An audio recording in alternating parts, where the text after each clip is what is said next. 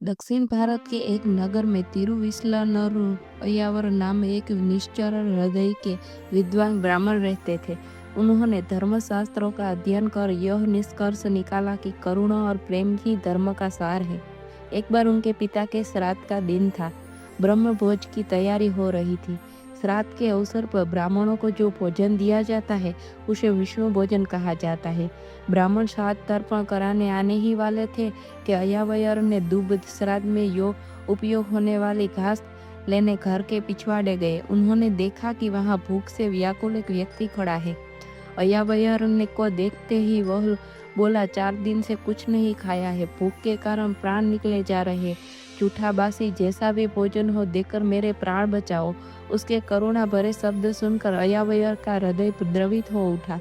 वे घर के अंदर गए और श्राद्ध की जो सामग्री पत्ते पर रखी थी लाकर उसे भूखे व्यक्ति को भेंट कर दी।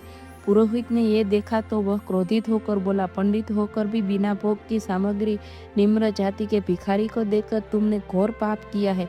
अब तुम्हें प्रायश्चित करना पड़ेगा, तभी हम ब्राह्मण भोजन करेंगे। क्रोध अभिमान में पगलाए पुरोहित ने श्राद्ध का भोजन करने से इनकार कर दिया। तभी अचानक पुरोहित ने देखा कि भगवान आसन पर बैठे अय्यावयर को उपदेश दे रहे हैं।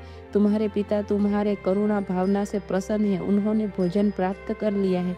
ये देख पुरोहित अय्यावयर के चरणों में झुककर बोला, तुम धन्य हो, भूखे में भगवान के दर्शन करने वाला ही सच्चा धर्मात्मा है।